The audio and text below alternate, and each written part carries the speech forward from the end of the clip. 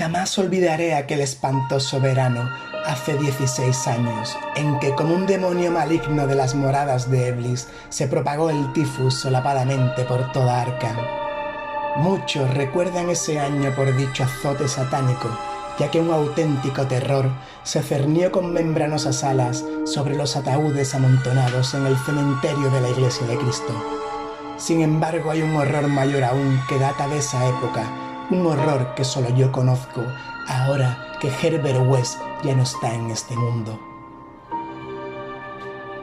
Wes y yo hacíamos trabajos de posgraduación en el curso de verano de la Facultad de Medicina de la Universidad Miskatonic, y mi amigo había adquirido gran notoriedad debido a sus experimentos encaminados a la revivificación de los muertos. Tras la matanza científica de innumerables bestezuelas, la monstruosa labor quedó suspendida aparentemente por orden de nuestro escéptico decano, el Dr. Alan Halsey. Pero Wes había seguido realizando ciertas pruebas secretas en la sórdida pensión donde vivía, y en una terrible e inolvidable ocasión se había apoderado de un cuerpo humano de la fosa común, transportándolo a una granja situada al otro lado de Meadow Hill. Yo estuve con él en aquella ocasión y lo vi inyectar en las venas exánimes el elixir que, según él, restablecería en cierto modo los procesos químicos y físicos. El experimento había terminado horriblemente en un delirio de terror que poco a poco llegamos a atribuir a nuestros nervios sobreexcitados. Wes ya no fue capaz de librarse de la enloquecedora sensación de que lo seguían y perseguían. El cadáver no estaba lo bastante fresco. Es evidente que para restablecer las condiciones mentales normales, el cadáver debe ser verdaderamente fresco. Por otra parte, el incendio de la vieja casa nos había impedido enterrar el ejemplar. Habría sido preferible tener la seguridad de que estaba bajo tierra. Después de esa experiencia, Wes abandonó sus investigaciones durante algún tiempo, pero lentamente recobró su celo de científico nato y volvió a importunar a los profesores de la facultad, pidiéndoles permiso para hacer uso de la sala de disección y ejemplares humanos frescos para el trabajo que él consideraba tan tremendamente importante. Pero sus súplicas fueron completamente inútiles, ya que la decisión del Dr. Halsey fue inflexible y todos los demás profesores apoyaron el veredicto de su superior. En la teoría fundamental de la reanimación no veían sino extravagancias inmaduras de un joven entusiasta cuyo cuerpo delgado, cabello amarillo, ojos azules y miopes y suave voz no hacían sospechar el poder supranormal casi diabólico del cerebro que albergaba en su interior. Aún lo veo como era entonces y me estremezco. Su cara se volvió más severa, aunque no más vieja, y ahora Sefton carga con la desgracia y Wes ha desaparecido. Wes chocó desagradablemente con el Dr. Halsey casi al final de nuestro último año de carrera, en una disputa que le reportó menos prestigio a él que al bondadoso decano, en lo que a cortesía se refiere. Afirmaba que este hombre se mostraba innecesariamente y irracionalmente grande. Una obra que deseaba comenzar mientras tenía la oportunidad de disponer de las excepcionales instalaciones de la facultad. El que los profesores apegados a la tradición ignorasen los singulares resultados tenidos en animales y persistiesen en negar la posibilidad de reanimación era indeciblemente indignante y casi incomprensible para un joven del temperamento lógico de Wes. Solo una mayor madurez podía ayudarlo a entender las limitaciones mentales crónicas del tipo doctor-profesor, producto de generaciones de puritanos mediocres, bondadosos, conscientes, afables y corteses a veces, pero siempre rígidos, intolerantes, esclavos de las costumbres y carentes de perspectivas. El tiempo es más caritativo con estas personas incompletas, aunque de alma grande, cuyo defecto fundamental en realidad es la timidez, y las cuales reciben finalmente el castigo de la irrisión general por sus pecados intelectuales y leyes suntuarias que practican. Wes joven a pesar de sus maravillosos conocimientos científicos, tenía escasa paciencia con el buen doctor Halsey y sus eruditos colegas, y alimentaba un rencor cada vez más grande, acompañado de un deseo de demostrar la veracidad de sus teorías a estas obtusas dignidades, de alguna forma impresionante y dramática. Y como la mayoría de los jóvenes, se entregaba a complicados sueños de venganza, de triunfo y de magnánima indulgencia final. Y entonces había surgido el azote sarcástico y letal de las cavernas pesadillescas del Tártaro. Wes y yo nos habíamos graduado cuando empezó, aunque seguíamos en la facultad, realizando un trabajo adicional del curso de verano, de forma que aún estábamos en Arkham cuando se desató con furia demoníaca en toda la ciudad. Aunque todavía no estábamos autorizados para ejercer, teníamos nuestro título y nos vimos frenéticamente requeridos a incorporarnos al servicio público al aumentar el número de los afectados.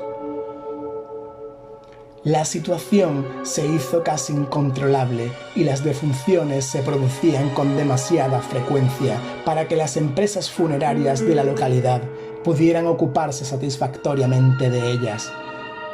Los entierros se efectuaban en rápida sucesión sin preparación alguna y hasta el cementerio de la Iglesia de Cristo estaba atestado de ataúdes de muertos sin embalsamar. Esta circunstancia no dejó de tener su efecto en Wes, que a menudo pensaba en la ironía de la situación. Tantísimos ejemplares frescos y sin embargo ninguno servía para sus investigaciones. Estábamos tremendamente abrumados de trabajo y una terrible tensión mental y nerviosa sumía a mi amigo en morbosas reflexiones. Pero los afables enemigos de Wes no estaban enfrascados en agobiantes deberes. La facultad había sido cerrada y todos los doctores adscritos a ella colaboraban en la lucha contra la epidemia de tifus. El doctor Halsey, sobre todo, se distinguía por su abnegación, dedicando toda su enorme capacidad con sincera energía a los casos que muchos otros evitaban por el riesgo que representaban, o por juzgarlos desesperados. Antes de terminar el mes, el valeroso decano se había convertido en héroe popular, aunque él no parecía tener conciencia de su fama, y se esforzaba en evitar el desmoronamiento por cansancio físico y agotamiento nervioso. Wes no podía por menos de admirar la fortaleza de su enemigo, pero precisamente por esto estaba más decidido aún a demostrarle la verdad de sus asombrosas teorías. Una noche, aprovechando la desorganización que reinaba en el trabajo de la facultad y las normas sanitarias municipales, se las arregló para introducir camufladamente el cuerpo de un recién fallecido en la sala de disección y le inyectó en mi presencia una nueva variante de su solución. El cadáver abrió efectivamente los ojos, aunque se limitó a fijarlos en el techo con expresión de paralizado horror, antes de caer en una inercia de la que nada fue capaz de sacarlo. Wes dijo que no era suficientemente fresco. El aire caliente del verano no beneficia a los cadáveres. Esa vez estuvieron a punto de sorprendernos antes de incinerar los despojos, y Wes no consideró aconsejable repetir esta utilización indebida del laboratorio de la facultad.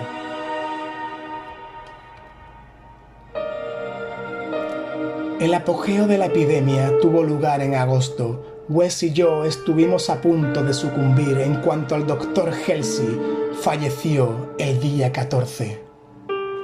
Todos los estudiantes asistieron a su precipitado funeral el día 15 y compraron una impresionante corona, aunque casi la ahogaban los testimonios enviados por los ciudadanos acomodados de Arkham y las propias autoridades del municipio.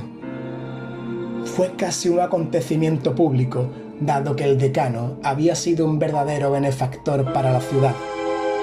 Después del sepelio nos quedamos bastante deprimidos y pasamos la tarde en el bar de la casa comercial, donde Wes, aunque afectado por la muerte de su principal adversario, nos hizo estremecer a todos hablándonos de sus notables teorías. Al oscurecerse, la mayoría de los estudiantes regresaron a sus casas o se incorporaron a sus diversas publicaciones, pero Wes me convenció para que le ayudase a sacar partida de la noche. La patrona de Wes nos vio entrar en la habitación alrededor de las 2 de la madrugada, acompañados de un tercer hombre, y le contó a su marido que se notaba que habíamos cenado y bebido demasiado bien. Aparentemente, la vinagrada patrona tenía razón, pues hacia las 3 la casa entera se despertó con los gritos procedentes de la habitación de Wes, cuya puerta tuvieron que echar abajo para encontrarnos a los dos inconscientes, tendidos en la alfombra manchada de sangre, golpeados, arañados y magullados, con trozos de frascos e instrumentos esparcidos a nuestro alrededor.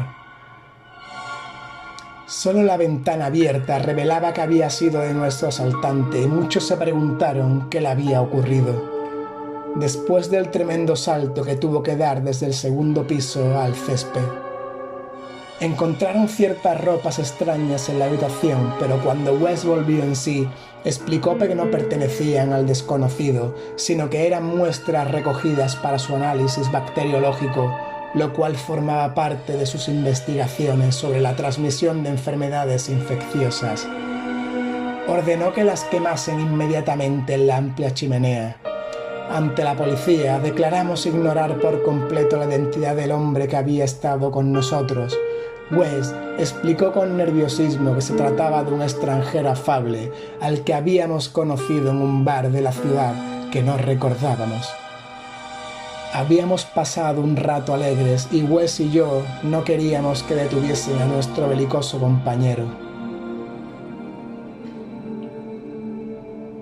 Esa misma noche presenciamos el comienzo del segundo horror de Arkham, horror que, para mí, iba a eclipsar a la misma epidemia.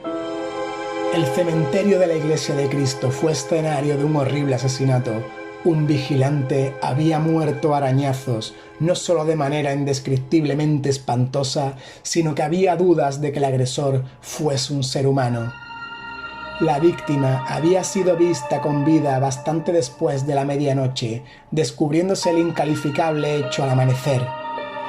Se interrogó al director de un circo instalado en el vecino pueblo de Bolton, pero este juró que ninguno de sus animales se había escapado de su jaula.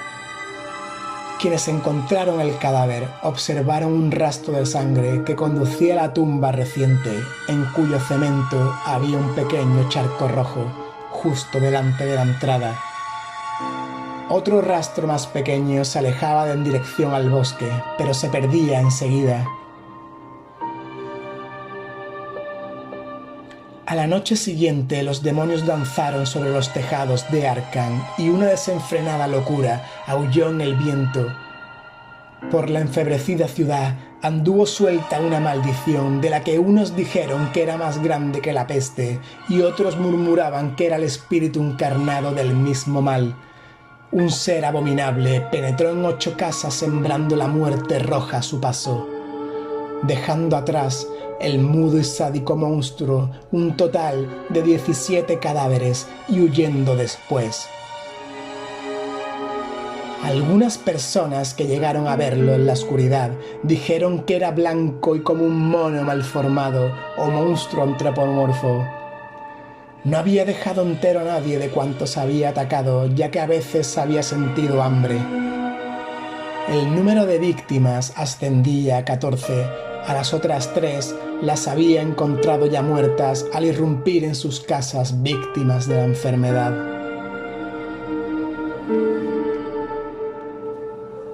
La tercera noche, los frenéticos grupos dirigidos por la policía lograron capturarlo en una casa de la calle Crane, cerca del campus universitario. Habían organizado la batida con toda minuciosidad, manteniéndose en contacto mediante puestos voluntarios de teléfono.